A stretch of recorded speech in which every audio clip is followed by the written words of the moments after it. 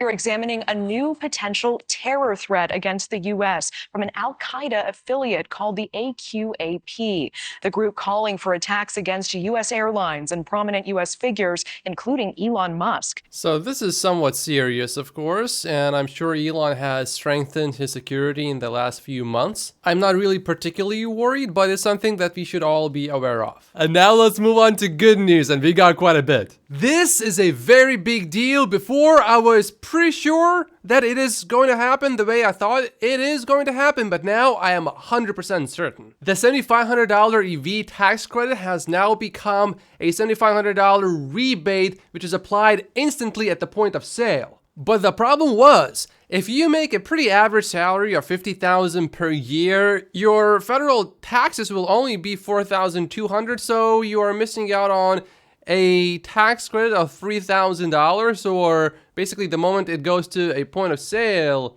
rebate. You still have to repay that $3,000 because you can only use about $4,000 of it. But a few days ago I said that that's not really going to be the case anymore, and I was pretty sure about that, but I was not 100% sure about it. This is an official document from the government of the US, and check this out. What if a buyer has insufficient tax liability to fully use a transferred credit? The amount of the credit that the electing taxpayer elects to transfer to the eligible entity may exceed the electing taxpayer's regular tax liability for the taxable year in which the sale occurs, and the excess, if any, is not subject to recapture from the dealer or the buyer. Now, I don't know how you spent your New Year's Eve, but I was reading some IRS documents. But as you can see, it was fun because that statement right there is very bullish. And no one quite knew about it, even though the change was made on October 6th. And that's a huge deal because if you are, let's say, a waitress that makes $30,000 officially and then no one knows about your tips, your Tesla is now going to be more than $5,000 cheaper than it otherwise would have been. And you don't need to file anything, you don't really need to tell your accountant anything, you're just done at the point of sale. You just tick a box that you make less than $150,000 a year or something like that, and you get that full rebate instantly. But the good news does not stop here today. We got more. France has just surprised us. Everyone was roughly expecting maybe about 7,000 deliveries the last month in France, but we got 9,500. So that's quite incredible. And if you notice, there's a bit of a pattern here. Flat, flat, flat, breakout. We just had another breakout. We also got sales from Spain, which came just a little bit under what I was expecting, but by a little bit only. Portugal, though, made up for that. It exceeded my expectations. So far, what we are seeing coming out from Europe looks really good. Of course, that could change at any moment because we got so many countries, and really, Germany is the biggest wild card here. But so far, I am pleasantly surprised because the numbers are exceeding my expectations. And after everyone goes to bed, we will have the numbers from China today as well, or super early tomorrow morning. And if this number is also really good, then there is a good chance that Tesla will beat in terms of delivery expectations. But if the number comes in really low, then temper your expectations. I also published a new video on Patreon about 2024 guidance for deliveries. I also just started lifting heavier weights. I need to change my jacket. This is a bit too tight. Okay, this is a bit better, but I need bigger suits. We got a new rumor about Tesla, about the refresh Model 3 coming out from Fremont into the US market. I learned from a Tesla employee at the Fremont factory on Friday that they have already retooled. So that's really good. I expect an announcement in January and on market by March. Why would Tesla announce it first and then start deliveries 2 months later only? That doesn't make much sense to me. I say sell every single old Model 3 almost, and then announce it. Unless we want to see massive old Model 3 discounts. And Robert here basically points out that the timeline is just speculation, but he has heard that the factory is already retooled, so that is likely probably a fact at this point, but I'm speculating here. However, keep in mind that I don't know who this person is, although he has quite a few followers on Twitter, so I have no idea how reliable he is. But I assume he didn't just make up the fact that he heard a Tesla employee talk about the factory already having been retooled. This refreshed Tesla Model 3 was spotted with Shanghai badges, but the VIN shows it was built in Fremont. So yeah, I think it is quite likely that we will indeed see refresh Model 3 delivery sometime this quarter. Tesla has revealed that all of the following models will qualify for the full $7,500 in the US for a rebate. That includes a Model 3 Performance, so that's really good. Tesla's going to sell so many of these now. Of course, all Model Ys and also a Model X long range. So only the rear-wheel drive Model 3 and the long-range Model 3 did not meet these requirements. This is going to create a seriously weird situation where the Model 3 Performance is actually now going to be cheaper after the $7,500 rebate than the Model 3 long range. The Performance is a better car, of course. So I highly recommend that if you do buy a Model 3, that you buy the Performance version and not the long range version. Unless, of course, you want to spend more money and get a car that's not as good. So everyone is going to be buying race cars now. Although, to be fair, the Performance version does have a few less miles in terms of range. And the tires. It is easier to get a flat tire when you go over a pothole. This is a bit bearish for Tesla. Tesla is offering a New Year discount in China. Customers who purchase a new Model 3 rear-wheel drive that's been produced in January 2024 could receive an insurance subsidy of $850 if they take delivery by the end of the month. Tesla is also offering lower interest rates to those that take delivery of a new Model 3 or Y this month.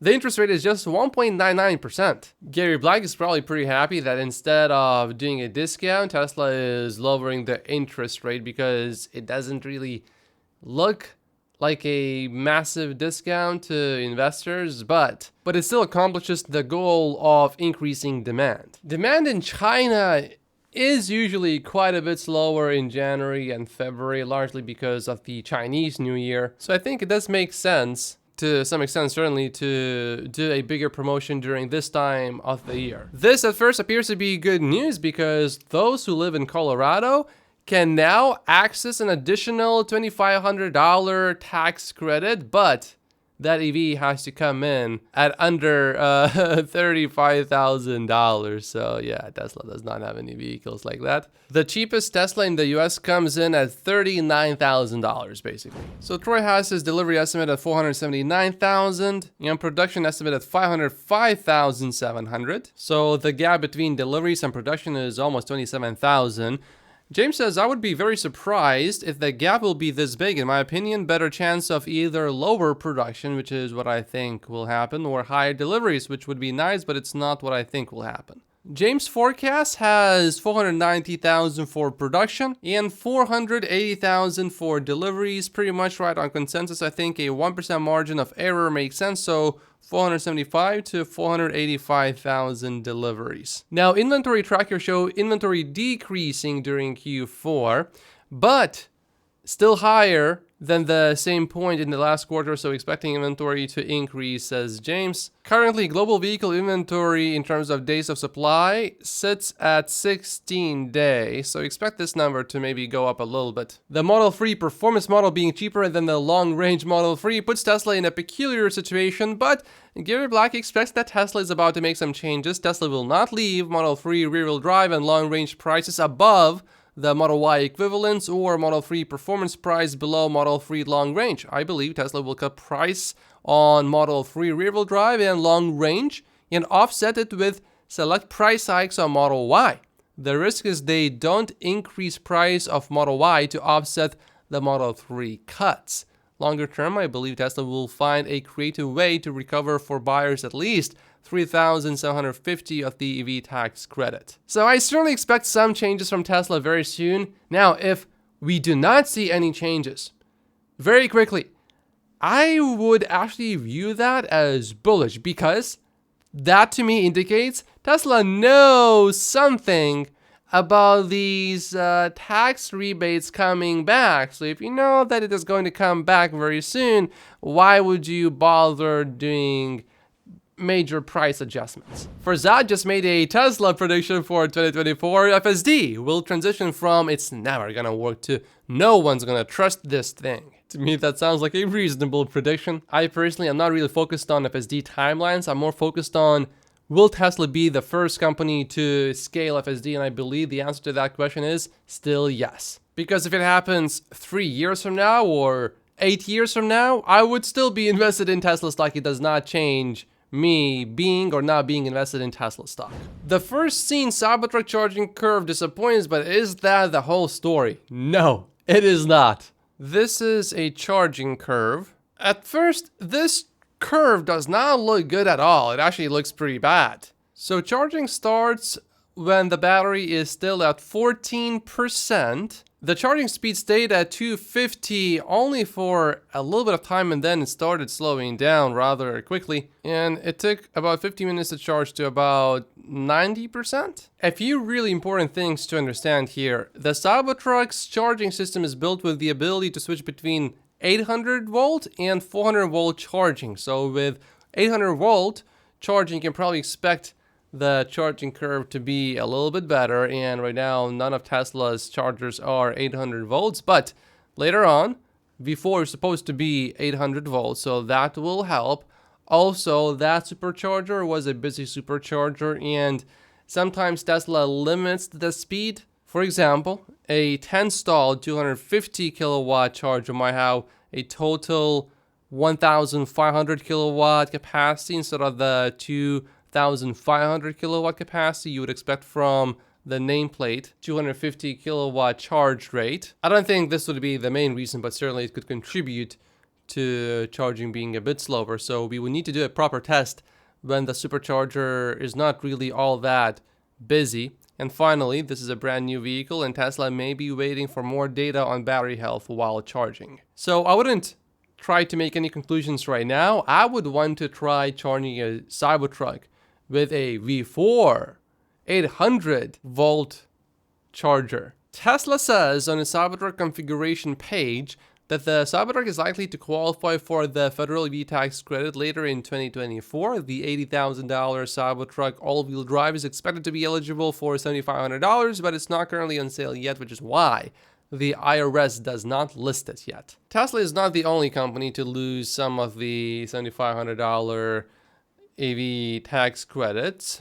Ford, GM, and Volkswagen, as well as Nissan, are all on the list as well. A Tesla bot engineer just summarized 2023 Optimus progress, and he basically says that it wouldn't have been really possible without the backing and vision of a CEO who does not shy away from tackling tough problems for the better of humanity. This is sort of going viral on X. This is the craziest thing Elon Musk has ever said, and he has said a lot of crazy stuff. Elon said, "I stand by my prediction that if Tesla executes extremely well over the next 5 years, that the long-term value could exceed Apple and Aramco combined, which would basically more than 6x Tesla stock from where it is today." Well, back in 2018, New York Times had this article about Elon Musk. Elon said that in the next 10 years, he saw a possibility of Tesla becoming a $1 trillion company, which it has basically become now. And New York Times wrote that many experts at the time found this prediction to be laughably impossible. So someone saying that this is the craziest thing that Elon has ever said is about as crazy as this last instance, which actually became a reality. And Elon is having a good laugh. He's laughing at this guy. I am convinced that Elon can pull it off again, which is why I am so invested in Tesla stock. Alex is a pretty well-known Tesla stock investor on X. He's pretty popular, and he just made some big predictions. Optimus will be operational, doing productive work in factories in 2024, and will either be sold to or subscribed by other manufacturers by 2025 at the latest, because it is safer, costless, and brings higher and faster profits. Consumers come years later simply because of crazy demand and regulators. We are talking about orders in the tens or hundreds of millions just from manufacturers, he says. Before that happens, Tesla will increase the productivity in Tesla's gigafactories to levels never before seen in human history, making Tesla the company with unseen margins in the auto industry. Right now, I do not see a single serious competitor in the market that will be able to do what Optimus is already doing today, and the rate of improvement and innovation will continue to be exponential. It's a setup we have seen the last time in 2010 when no one believed battery electric vehicles will work, and even if ICE manufacturers will take over, today we know they totally failed. It's a lifetime opportunity, says Alex. Now, am I this optimistic about the Tesla bot? No. I would absolutely love Alex to be right about this one though. But also remember that I got into Tesla stock in early 2019. I missed the early wave of Tesla, but also, to be fair, 10 years ago I was a bit young to be a serious investor. Elon just made a prediction for 2024, and he says that 2024 is going to be even more crazy, is his prediction. Yeah, we haven't had a normal year now in 4 years. Crazy has become a new norm now. 2023 is now over. Final deliveries are still coming in, but roughly this is how this year is gonna look compared to the previous years. Yeah, it doesn't look all that too different from previous years. Looks pretty good. Elon replied to this post with 2 exclamation marks. Usually he just does 1, so it must be pretty bad. Sam Bankman-Fried donated 100 million in stolen customer funds to US politicians today. The US government announced they are dropping 6 charges against SBF and will not prosecute him for a political campaign finance violation. This is seriously screwed up. I know I would be a terrible, horrible politician because I would never accept money like this. Look at how friendly they are to SBF. Maybe except her. She looks more like a hostage here, but he knows exactly what he's doing. He has that smirk. I know what I'm doing and I know it's bad, but I'm gonna do it anyway. Here's a quick update about Tesla's factory in India. Troy thinks that Tesla's factory in India will be an assembly plant, not a manufacturing plant. The cars will arrive there mostly built. That's what other Western companies do in India. ICE car sales by premium brands in India are super slow. No need for a factory, he says. So now, to me, Troy's position does make quite a bit more sense. And Troy also does think that eventually they will build the next generation vehicle in China as well.